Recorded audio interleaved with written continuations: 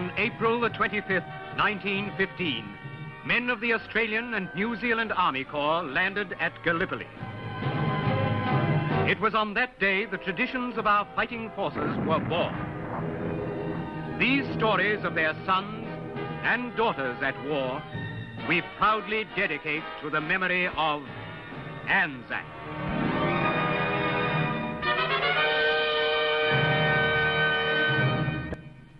February 1942. The greatest British fortress in the Far East prepares to surrender to the might of Japan.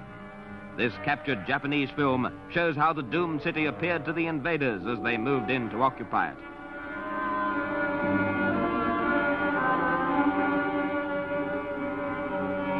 Yet within 3 years, this army, which conquered more space in a 6-month campaign than any other in history, will be mopped up and destroyed. This is the story of one of those mopping up operations, the story of Bougainville.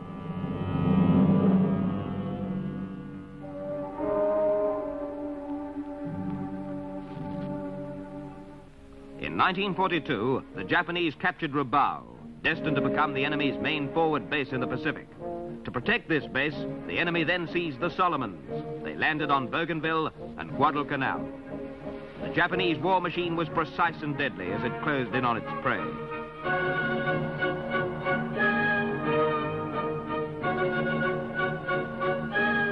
On March the 8th, 1942, 8 Japanese warships and their aircraft escort reached Bougainville. The Australian garrison of 50 Army and Air Force men and a score of civilian coast watchers was overwhelmed.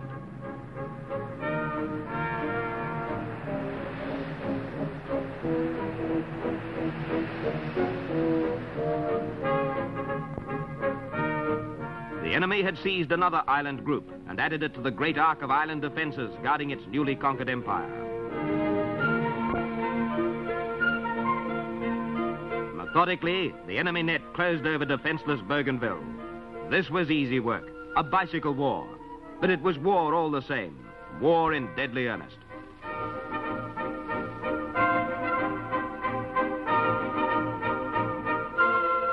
This was the face of conquest. This was the time of triumph.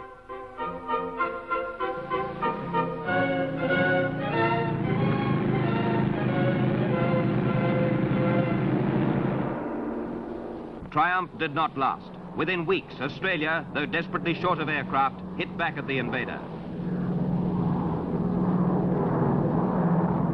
These Royal Australian Air Force raids were but a taste of what was to follow as Allied power in the Pacific accumulated.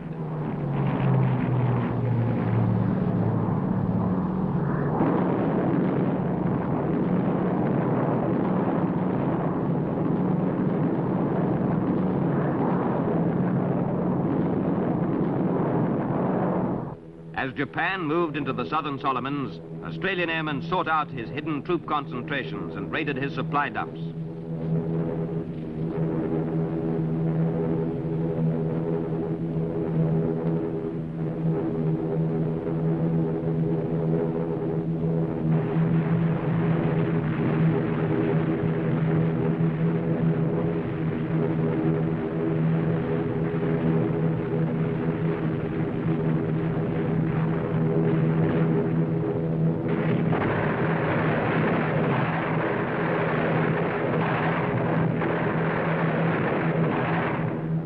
Allies, having turned the Japanese back in the Coral Sea battle, now planned their first offensive in the Southwest Pacific.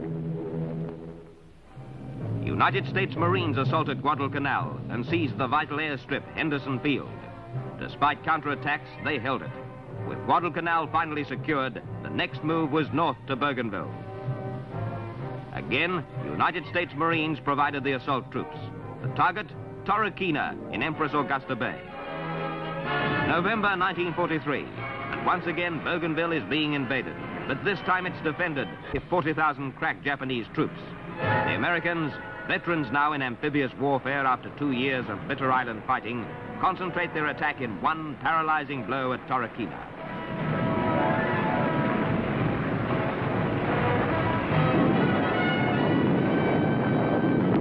Under cover of naval bombardment, the assault troops race to the beach and strike inland to establish a perimeter.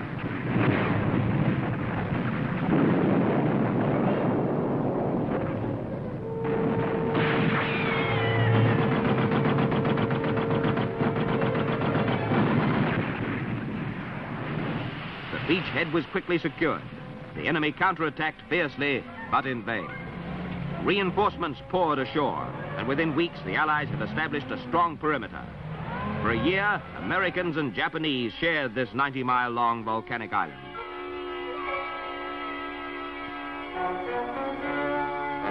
Then in October 1944, Australian troops moved in and relieved the Americans.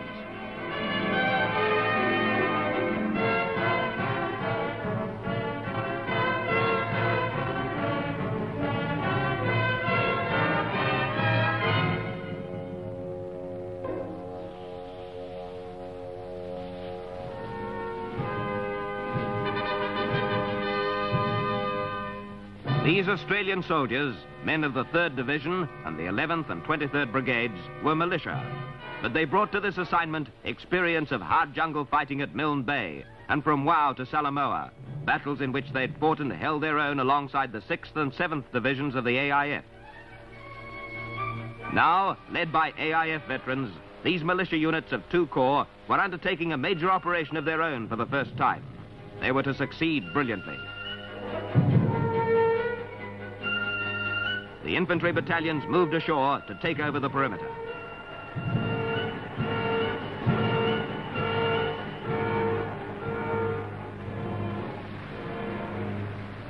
Their supplies were moved in after them. Supplies were precious, for shipping was scarce. It might be many weeks before another convoy could be spared for Bougainville.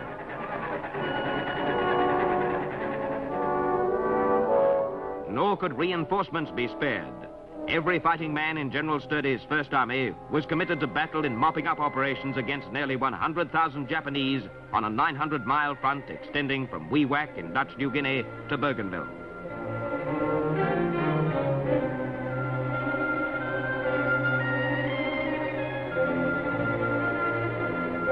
The Australians, moving in with orders to destroy the enemy, would have to fight under severe handicaps. The campaign was planned as a 3-pronged drive along the Numa Numa Trail, south to Buin via Status Knoll, and north to the Sarakin Peninsula. This was the Numa Numa Trail, a native pad snaking some 35 miles from Torokina over a 10,000-foot mountain spine to the west coast.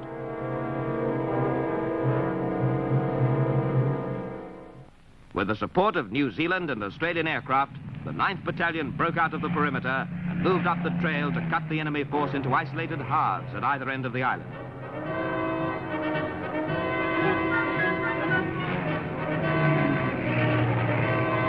If you wish to see your next of kin, don't forget your Atterbury. The Numa Numa Trail was the Kokoda Trail of Bougainville. Rain-soaked, fever-ridden, the yellow anti-malarial Atterbury pills had to be taken every day.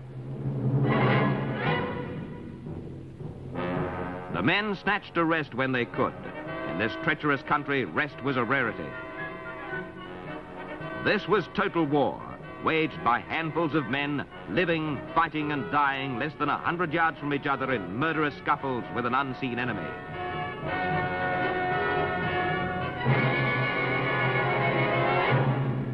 Royal Australian and New Zealand Air Force pilots played a vital role.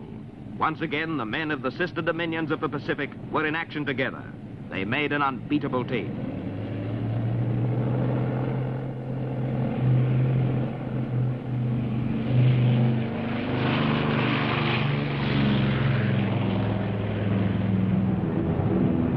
This New Zealand Corsair is headed for the first big obstacle of the Numa Numa Trail, Artillery Hill, a strongly fortified ridge held by the Japanese.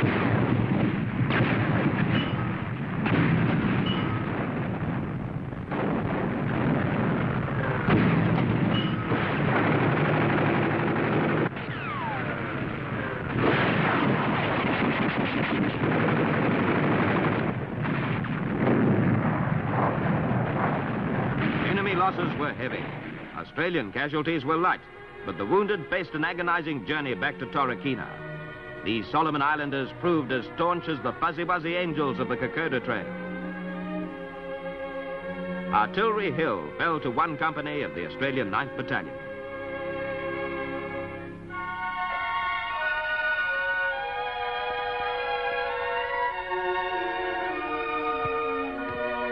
At Torquay, the second 1st Australian General Hospital began to receive casualties as the attack developed.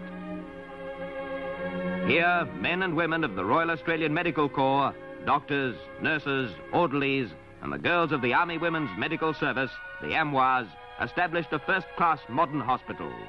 These were the heroines of the Australian Army, tireless, selfless, indomitable, conquering exhaustion in a country where white women had never had to work before.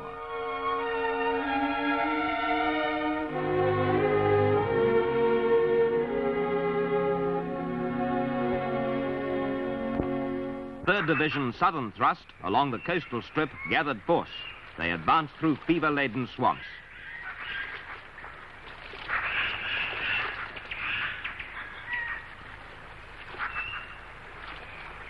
By January, the 7th Brigade, men of Milne Bay fame, had pushed through the swamps and across rivers to positions halfway between Torquay and the main Japanese base at Bougainville. Then the 25th Battalion, supported by an airdrop supply service, was ferried down the coast and landed behind the enemy forward positions. Without air supply, they would be lost. But day after day, in all kinds of weather, the supplies reached them. Even copies of Guinea Gold, the Army newspaper. Tanks pushed through to link up with this isolated striking force. The surprise assault carried the Puriata River and drove forward towards the Bougainville Road.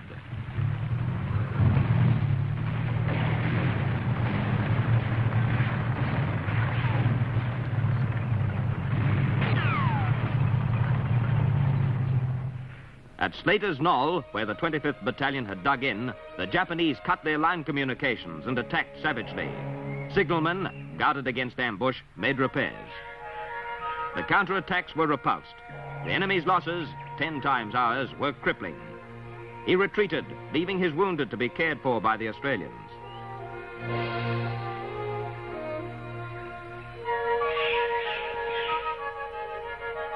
This wounded digger shows a mate just where the bullet went, clean through his tobacco, adding insult to injury.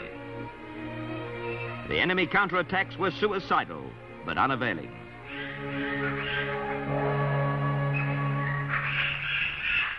Behind Slater's Knoll, the engineers, helped by natives, hacked a road through the jungle to get supplies forward for the next big thrust towards Bougainville.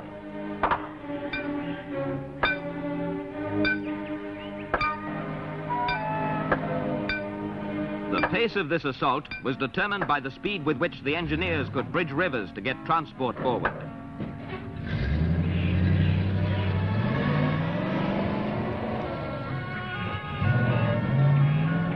They worked the clock round, defying exhaustion, conquering an unyielding wilderness.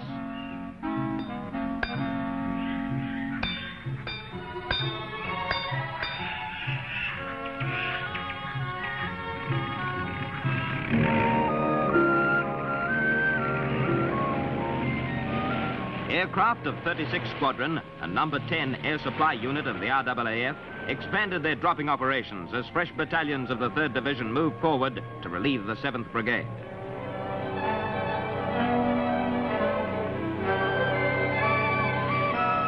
By April, 2 brigades were in action and the supply problem became doubly difficult. Brigadier Tack Hammer's 15th Brigade, veterans of Salamoa, opened the next stage of the attack. Casualties mounted. A 4-mile advance cost 120 Australian lives.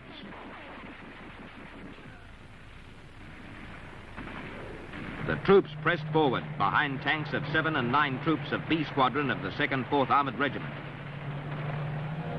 Back at the Australian base, other men in uniform helped to make the Bougainville campaign completely self-supporting. It takes all sorts of soldiers to win a war, and the bakers, who kept the 3rd Division supplied, made a very real contribution to victory.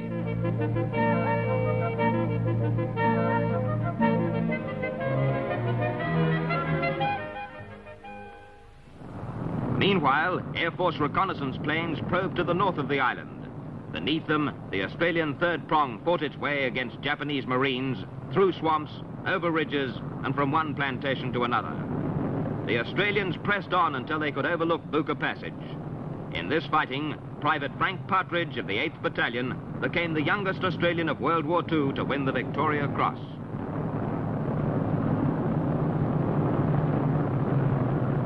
The Japanese still had coastal barges and could strike where least expected. The Air Force task was to strike first.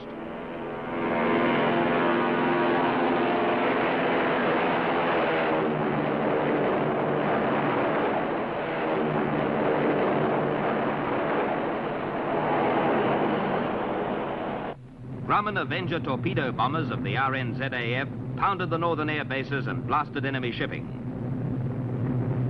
On the ground, the third prong of the attack penned an enemy force in the narrow Sarakan Peninsula. From there, Australian heavy artillery began to bombard the Japanese anti-aircraft defenses on Buka Island, 9 miles across the strait.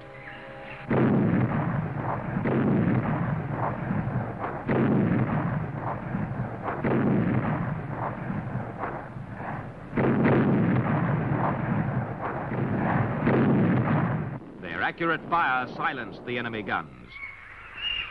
The Bougainville fighting ended only with the Japanese surrender after Hiroshima. Then cards like this, safe conduct passes promising good treatment, were issued in bundles to the Air Force to distribute over the areas where still powerful parties of the enemy garrison were known to be hiding. Leaflet bombers carried Japanese signs painted under their wings to indicate that their mission was peaceful.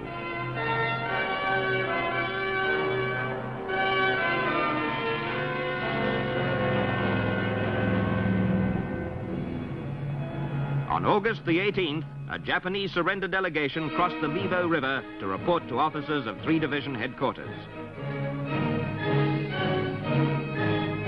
HMAS Lithgow carried them to 2 Corps headquarters. The Air Force, junior member of the armed forces, was not absent from this historic scene.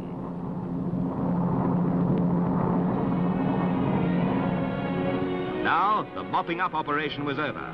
Operation Roundup was beginning, but on both sides, suspicion was still high. On August the 20th, the enemy commander in the Solomons, Lieutenant General Kander, and his staff boarded Lithgow for an appointment with Lieutenant General Savage, commanding the Australian Second Corps. What did the men of Lithgow feel at this climax of their war? Elation? Relief? Curiosity? And what were the thoughts of their enemies? Only they can tell.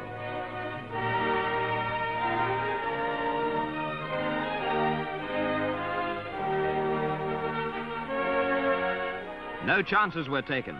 This had been a treacherous war. Who knew when treachery ended? Each of the party had to submit to search, and the search was thorough.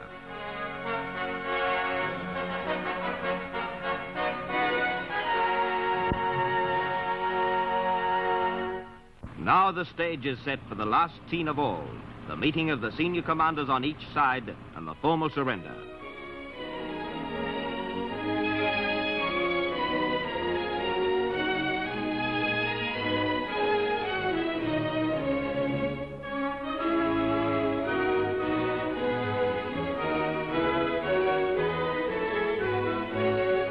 General Kander hands over his sword to General Savage, and with it surrenders 23,500 Japanese soldiers, sailors, and airmen, the survivors of a force which had once numbered nearly 40,000 men. The surrender terms are stated and accepted.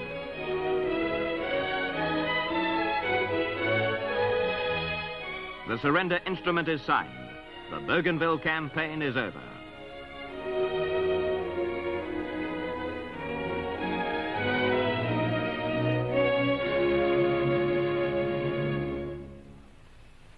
But the roundup is far from finished.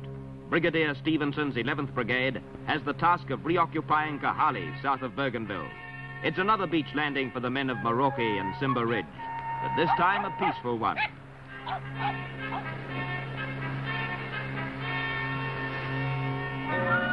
While the Australian garrison disembarks, lugging its gear ashore, 2 of their officers advance to receive the enemy surrender.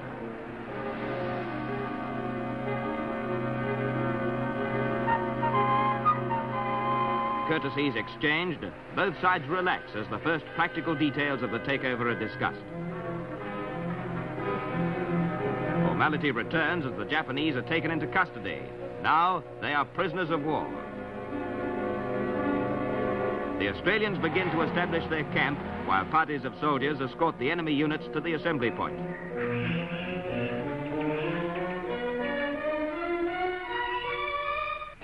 Australia formally takes possession of Kahali, and a special parade is held to honor the gallant Australians who have laid down their lives in this campaign.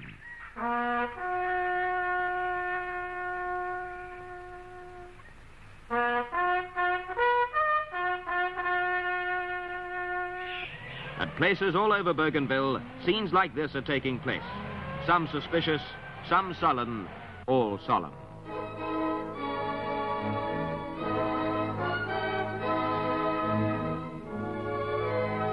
In place after place, the terms are formally stated, the details are read out and interpreted, the document is signed. Swords, dozens of them, are surrendered.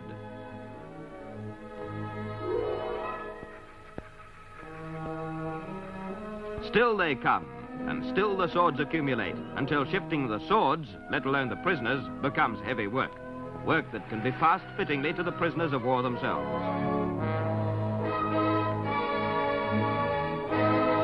Before long, the Aussie souvenir sense asserts itself. Japanese prisoners are put to work, under the terms of the Geneva Convention, to construct an airstrip which is needed for the Oster aircraft flying in supplies.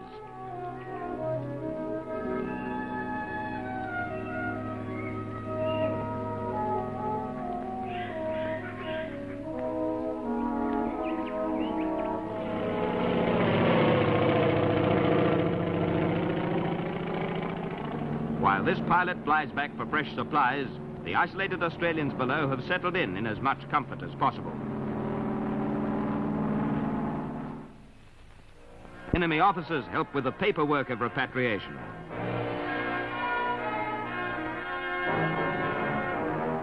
Some prisoners, handed their prisoner of war tags, seem to have grave doubts whether they should accept them. And so, at last, the Japanese, who came superbly in an armada guarded by fighters, are herded out of the islands they conquered and shipped ignominiously back to their own devastated country.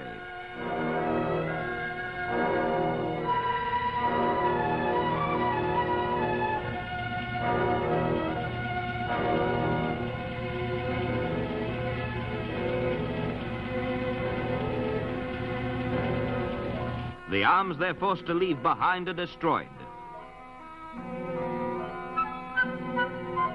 Never again will these tanks parade contemptuously through captured cities and towns.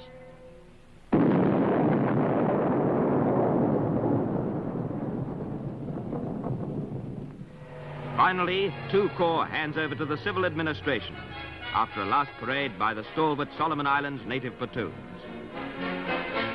General Savage inspects them for the last time, watched by their countrymen. One man, whose devotion and courage were outstanding, receives the decoration with which Australia symbolically acknowledges its debt to a loyal, steadfast people.